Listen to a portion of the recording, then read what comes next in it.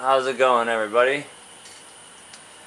We are into another installment of the DMG Wraith build, and as you can see by that sign over there, my neighbor stopped by today, and he's cleaning out his garage, and he found that sign, and the first thing he could think of was me, so he brought it down here. I thought it was actually really cool because I've seen this go on magazines. I get this magazine, it's like Hot Rod, some shit Hot Rod stuff, where it's all Hot Rod collectibles. That sign goes for about 40 bucks, but plus we also have to have a totally kick-ass picture of one of NASCAR's greatest drivers. Wouldn't be the man cave without it. But as I said, we are into another build video with the DMG. I have repainted, put another coat of aluminum on the body panels to make them give them a little bit more shine, and actually put another coat of blue on top of the top coat, the clear on the frame, just to give it some extra pop too. It worked out real good, but what we're looking at here is a pair of completed axles. These are all solid aluminum. These are all VP.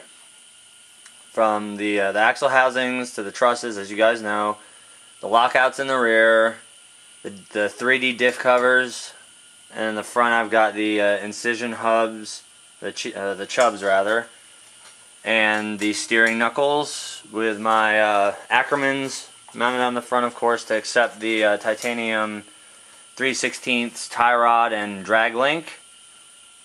And on the back side, I have front and rear. I have assembled the disc brake kits for them. Now I am using the .475 hubs. I do have a set of .600s, but I like the wheelbase this thing has with the 475s or 425s, whichever ones they are. I can't remember. And the Punisher shafts are hooked up. This thing has been run already. I assembled everything and threw that traxxas 3550 velineon system in it, and it absolutely screams with the 50 or 60C 2-cell LiPo batteries, which I don't remember if I showed you guys or not. I probably did, but I'm now running LiPos for the first time, and I'm actually loving them.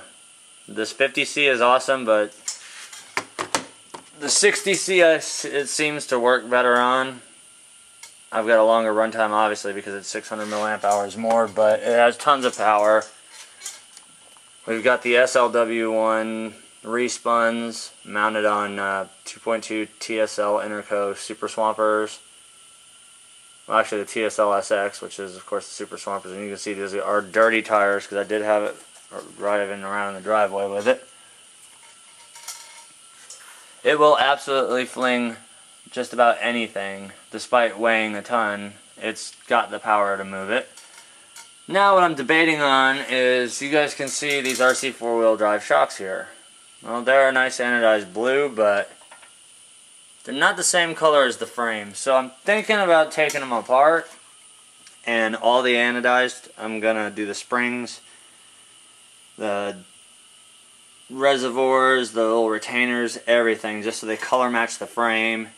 Since my body paint is pretty damn close to the dark color of the VP, short of pulling everything off and repainting it with the intense blue pearl from Duplicolor, which I shot the entire frame with, I think since the diff covers are close enough to the actual color, I don't need to go in and tear all that apart again. But I definitely do think it's worth the time, since this is such a badass build, that I'm going to use the remaining paint. And, well, I've got plenty of it, but use some extra paint to paint those bead locks darker, because not the bead locks, the springs. Jeez, it's like 90-something degrees outside. My brain is fried. Those anodized rings right there are actually pretty spot on to the frame, so I couldn't be happier than that.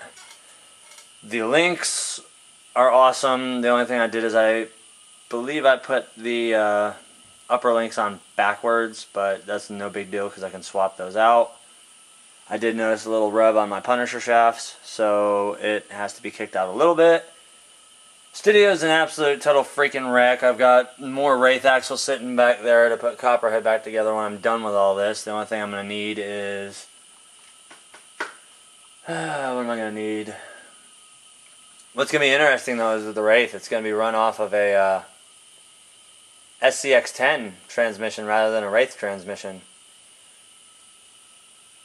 Because there's one thing from VP that I did order that I'm going to utilize, and that is the AX10 transmission housing.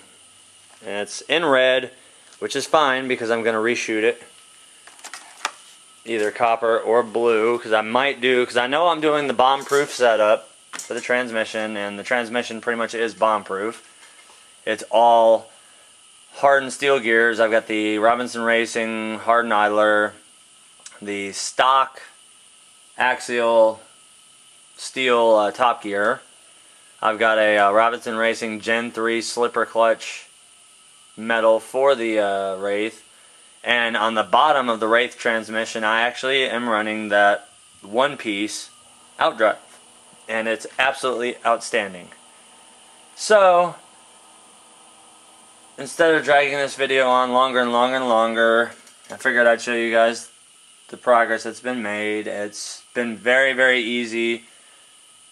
The hardest part out of the entire build has been assembling the disc brakes, since you basically have to do it all on your own, but it's not that hard at all.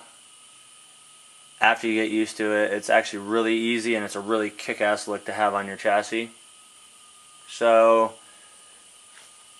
I've got a lot of work ahead of me still left to do, because the traxxas system's not going to be staying in this chassis. The interior is going to have some work done to it. I've got a 3800 SCT setup that's going to be going in this to give me a little bit more torque versus wheel speed. So with that being said, look forward to the next build series in this one, and eventually we'll get some running videos of this thing out once it's done and completed the way I want it. Happy Memorial Day, everybody.